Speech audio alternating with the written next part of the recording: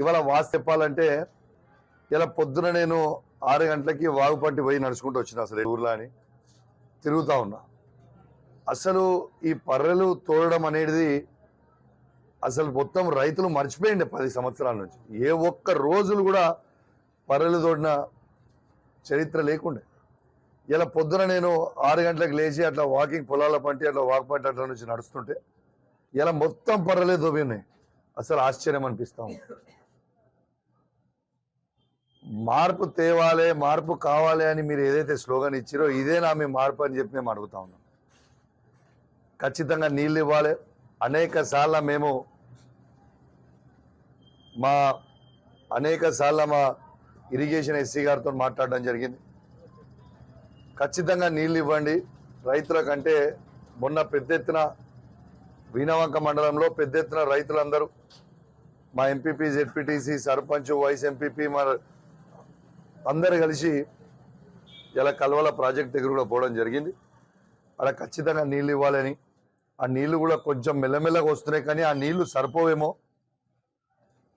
పెద్ద ఎత్తున నీళ్ళు ఇవ్వాలి. ఒక్కసారి ఆలోచించండి రైతులారా. కేసీఆర్ గారు 10 సంవత్సరాలు పరిపాలించినప్పుడు ఏ ఒక్క రోజన్నా నీళ్ల సమస్య వచ్చిందా? ఏ ఒక్క పంట కన్నా రైతు బంధు ఆగిందా? ఎప్పుడన్నా కరెంటు కోతల ఇబ్బందులు అయినాయా? ఒక్కసారి మీ గుండె మీద చేసుకొని ఆలోచించండి. ఈ సందర్భంగా మీ అందరు కూడా విజ్ఞప్తి చేస్తూ, ఖచ్చితంగా మళ్ళా మీరు వెంటనే నీళ్ళు ఇస్తారని పూర్తి నమ్మకం, విశ్వాసంతో ఉన్నా. నీళ్లు ఇవ్వకపోతే మాత్రం తీవ్రమైన పరిణామాలు కూడా మీరు ఎదుర్కోవాల్సిన పరిస్థితి వస్తుందని చెప్పి సందర్భంగా తెలియజేస్తూ, దాంతోపాటు ఇవాళ పైలట్ ప్రాజెక్ట్గా దళిత బంధుని హుజురాబాద్ నియోజకవర్గం తీసుకోవడం జరిగింది. దీంట్లో దాదాపు 18,000 కుటుంబాలకి దళిత బంధు ఇవ్వడం జరిగింది. దాంట్లో దాదాపు నేను మొన్న కూడా చెప్పిన 1,500 నుంచి 2,000 కుటుంబాలకి రెండో విడత రావాల్సిందిగా ఉంది. ఆ రెండో విడత కూడా డబ్బులు ఆల్రెడీ కేసీఆర్ గారి ప్రభుత్వం ఉన్నప్పుడే ఆ అకౌంట్లో వేసింది. వాళ్ళని ఫ్రీజ్ చేసి వాళ్ళని ఇబ్బంది పెట్టే ప్రయత్నం చేస్తూ ఉన్నారు. వెంటనే అవి విడుదల చేసి ప్రతి దళిత కుటుంబాన్ని ఆదుకోవాల్సిందిగా విజ్ఞప్తి చేస్తూ ఉన్నాం. అదేవిధంగా వీణవంకలో ఉన్న రోడ్డు ఏదైతే 30 కోట్ల రూపాయలతో మేము రోడ్డు శాంక్షన్ చేసినామో ఆ రోడ్డు కూడా రేపు పొద్దున 10 గంటలకి రేపు ఇన్స్పెక్షన్ ఉంటుంది.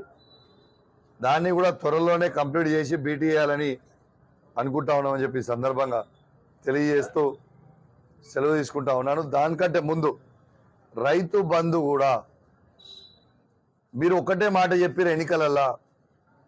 ఏమని చెప్పారు? 10,000 రూపాయలు తీసుకోకండి,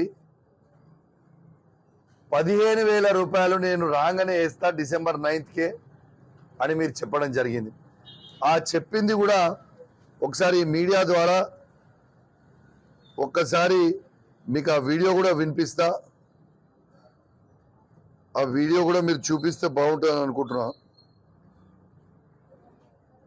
ఒక్కసారి రైతు భరోసా పథకం కింద ప్రతి ఎకరానికి ప్రతి సంవత్సరానికి రైతులకు సహాయం అందించడానికి కౌలు రైతులతో సహా 15,000 రూపాయలు నువ్వు 10,000 పిచ్చమేస్తే మేము ఆత్మగౌరవం నిలబెట్టడానికి 15,000 రూపాయలు ఇస్తున్నాం. మేము ఆత్మగౌరవం నిలబెట్టడానికి 15,000 రూపాయలు ఇస్తున్నాం.